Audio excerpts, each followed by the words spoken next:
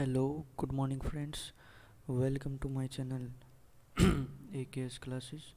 और आज हम पढ़ेंगे फिजिक्स और जिसके 10 इम्पोर्टेंट क्वेश्चन करेंगे।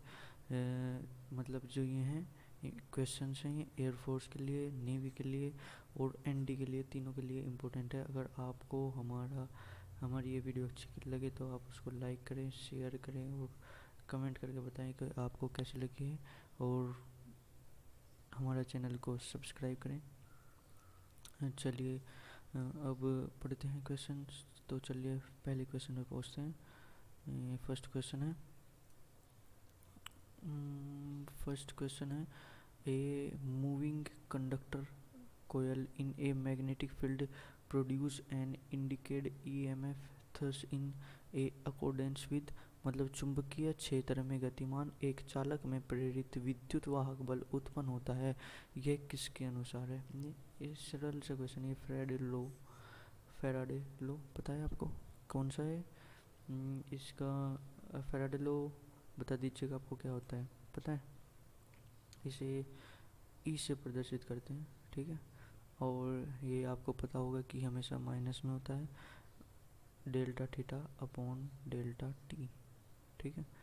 ये फेराडे लॉ है, ये इसी के अनुसार बताया गया है, ठीक है।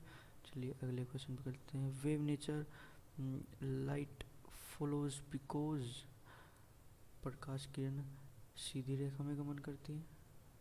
मतलब प्रकाश की तरंग प्रकृति होती है क्योंकि प्रकाश किरण स्ट्रेट लाइन में गमन करती हैं। नो, ये ऐसे ऐसे ऐसे चलती हैं, ठीक है। ये प्रकाश में परावर्तन मतलब फिनोमिना, रिफ्लेक्शन एंड रिफ्रैक्शन करती हैं, ये भी गलत है, ठीक है। और प्रकाश में व्यतिकरण की परिघटना होती है। किसकी? व्यतिकरण की परिघटना होती है। और प्रकाश के कारण प्रकाश विद्युत प्रभाव में परिघटना होती है, एक ये भी गलत है। इसका आंसर ये वाला सही है। Light executes the phenomena of interference, ठीक है। नेक्स्ट क्वेश्चन पे चलते हैं। इन ए Bohr orbit of the hydrogen atom, the ratio of kinetic energy to potential energy of the electron is। मतलब इसकी काइनेटिक एनर्जी मतलब हाइड्रोजन परमाणु के किसी बोहर कक्षा में इलेक्ट्रॉन की गतिज ऊर्जा का स्थितिज ऊर्जा का अनुपात होता है। स्थितिज ऊर्जा के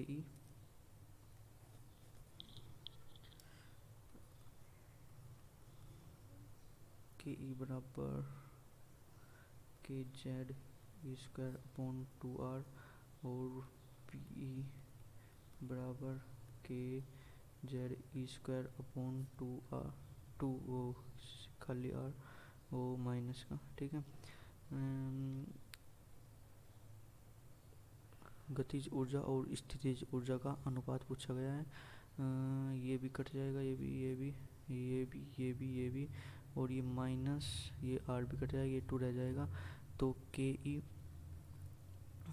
ई अपॉन पी ई बराबर माइनस के 1/2। इसमें आंसर ये वाला सही रहेगा, ठीक है। तो चलो नेक्स्ट क्वेश्चन पे चलते हैं। ये काफ़ी अच्छा क्वेश्चन था वैसे, एयरफोर्स में शायद आया हुआ भी है। और ये सबसे आप पहले आपको अगर हमारी क्लास अच्छी लगे तो लाइक करें, शेयर करें और सब्सक्राइब करें, ज़्यादा से ज़्यादा शेयर करें। एक वस्तु के 3 प्रतिबिंब प्राप्त करने के लिए 2 समतल दर्पणों को किस कोण पर रखना चाहिए? मतलब 3 इमेज सिंगल ऑब्जेक्ट, मतलब एक सिंगल ऑब्जेक्ट की 3 इमेज प्राप्त करने के लिए किस कोण पे रखें, मतलब किस एंगल पे इसको रखें। तो चलिए करते हैं। 3 इमेज प्राप्त करनी है ना, हमें 3 इमेज प्राप्त करनी है। तो इसका जो फॉर्मूला है वो पता है आपको क्या है? नहीं पता? चलो मैं बताता हूँ। X is equal to 360 upon theta -1, ठीक है। चलो X is equal to 360 theta -1।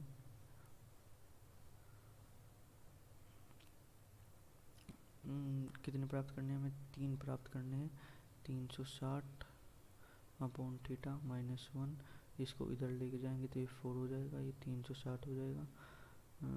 ये कौन सा हो जाएगा? 360 बटे थीटा और ये 4 हो गया। थीटा को इधर ले जाते हैं तो थीटा बराबर 360/4, 3 एकम 3 4 9 36, ये हो जाएगा 90 डिग्री। ठीक है, ये हो जाएगा, इसका आंसर आ जाएगा 90 डिग्री। ठीक है, ये डिग्रियाँ हैं जैसे इसमें लगी हुई हैं, इसका आंसर ये वाला ठीक हो जाएगा। चलिए नेक्स्ट क्वेश्चन पे चलते हैं। The two sound waves having A phase difference of 60 degree have path difference of, मतलब दो ध्वनि तरंगों में 60 का कलांतर, इनमें पथांतर होगा। मतलब इसमें पूछा गया है आपसे कि कलांतर और पथांतर, ये मतलब टॉप क्वेश्चन है, ये मतलब पूछा ही जाता है, कई बार पूछा गया है। ठीक है, इसका चलो सूत्र बताते हैं आज आपको। फाई बराबर, वैसे तो सब जानते ही होंगे, 2 pi upon lambda into delta x. हमें क्या निकालना है? पथांतर निकालना है। कलांतर हमको दिया गया है, ठीक है, और ये कितना दिया गया है? 60 डिग्री दिया गया, मतलब पाई/3 is equal to 2 pi by lambda into delta x. ठीक है, पाई से पाई काट दीजिएगा, ये 2 इधर आ जाएगा, ये λ/6 हो जाएगा। डेल्टा एक्स का मान λ/6 हो गया। ठीक है, λ/6 है इसमें, 2 पाई नहीं, 2 लैम्डा, ये भी नहीं होगा, ये भी नहीं होगा, ये इसका आंसर हो गया। ठीक है, एक मतलब ये तो आना, एक क्वेश्चन तो आना ही आना है, एक क्वेश्चन तो आना ही आना है। चलिए नेक्स्ट क्वेश्चन पे चलते हैं। Good good question. एन प्रकार के अर्धचालक, मतलब N type semiconductor negatively charged या पॉजिटिवली चार्ज या उदासीन या उपरोक्त में से कोई नहीं, ये बताइएगा। निगेटिवली चार्ज, पॉजिटिवली, अच्छा चलो ये तो मतलब काफ़ी इजी कह लीजिएगा इस क्वेश्चन की, तो काफ़ी इजी क्वेश्चन है। आप कमेंट करके बताइएगा इसका क्या है।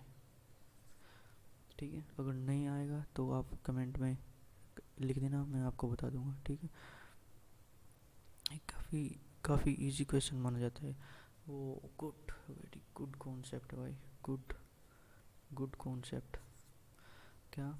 आउटसाइड ए न्यूक्लियर, नाभिक के बाहर न्यूट्रॉन स्थायी होता है। प्रोटॉन तथा न्यूट्रॉन दोनों स्थायी होते हैं। न्यूट्रॉन अस्थायी होता है, न तो न्यूट्रॉन स्थायी होता है, न ही प्रोटॉन, ना इधर न्यूट्रॉन नॉर प्रोटॉन। मतलब ये आपका है नाभिक, इसमें क्या होता है, ये आपका नाभिक है, प्रोटॉन न्यूट्रॉन होता है इसमें। ठीक है, और इसमें जो इनमें न्यूट्रॉन और प्रोटॉन घूमते रहते हैं, उनकी संख्या बदलती रहती है, तो ये स्थायी नहीं होते। तो इसका जो नोर न्यूट्रॉन और नोर प्रोटॉन, इसका आंसर डी सही होगा। ठीक है, चलिएगा 7th क्वेश्चन हो गया। अब 8th क्वेश्चन पे चलते हैं।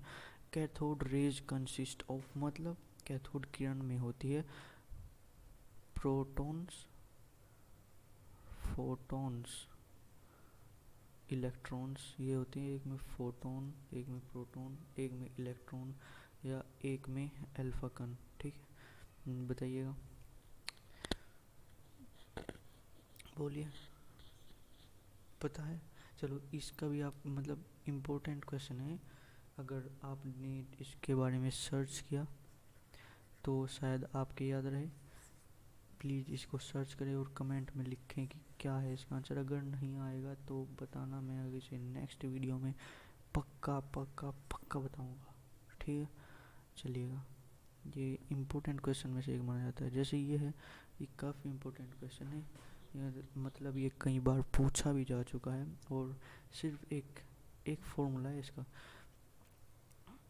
यदि किसी पिंड की गतिज ऊर्जा 0.1% बढ़ा दी जाती है तो उसके संवेग में, मतलब संवेग p, संवेग में वृद्धि होगी।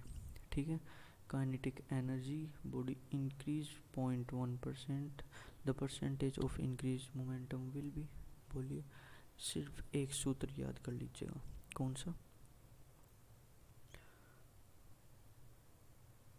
सिर्फ एक सूत्र, p बराबर p² बराबर 2 MEK, इसको ऐसे भी लिख सकते हैं P बराबर √2MEK। ये इस सूत्र से आराम से बहुत ही बहुत ही बहुत ही आराम से हो जाएगा। चलिए करते हैं। डेल्टा, ये मतलब परसेंटेज में ना, delta P/P into 100, delta P/P into 100 is equal to, ये P² है, इसको अंडर रूट जैसे भेजेंगे आप तो 1/2 बाहर आ जाएगा, डेल्टा E/E इंटू 100। मतलब ये आप विचल मत जाना, ये 1/2 कहाँ से आया है। ये जो 1/2 है ये यहाँ पे पावर होती है ना, ये 1/2 है तो ये ऐसे ये यहाँ पे आ जाता है। ठीक है, 1/2। और जो है आपको ये कितना दिया गया है, जैसे आप इसको सॉल्व करेंगे तो 0.10% आएगा, 0.10%। और 1/2 जब इसे 2 से काटेंगे तो 0.05% की बढ़ोतरी होगी। कहाँ है, इसकी गलत, ये भी गलत, ये भी गलत, ये सही है, 0.5% की बढ़ोतरी होगी। If the unit of length and force be increases 4 times then the unit of energy is very good। मतलब कुछ नहीं है क्वेश्चन में, कुछ भी, लंबाई और बल की इकाई 4 गुनी कर दी जाती है तो ऊर्जा की इकाई बताओ, ऊर्जा मतलब कार्य। ठीक है, इस वेरी मतलब W बराबर F इंटू डी, W बराबर F इंटू डी। और F को भी 4 गुना कर दिया जाता है और D को भी 4 गुना कर दिया जाता है, तो ये 16 गुनी बढ़ोतरी हो जाएगी। कितनी, 16 टाइम्स इंक्रीज, 16 टाइम्स 16 गुनी बढ़ोतरी। अगर आपको हमारी क्लास अच्छी लगे तो उसको लाइक करें, शेयर करें, और ऐसे ही क्वेश्चन को बार बार पाने के लिए सब्सक्राइब करें हमारा चैनल AKS क्लासेस। और थैंक्स फॉर सब्सक्रिप्शन, जिन्होंने सब्सक्राइब नहीं किया वो कर दें, आपका बहुत बहुत धन्यवाद। चलिए, नमस्कार भाइयों।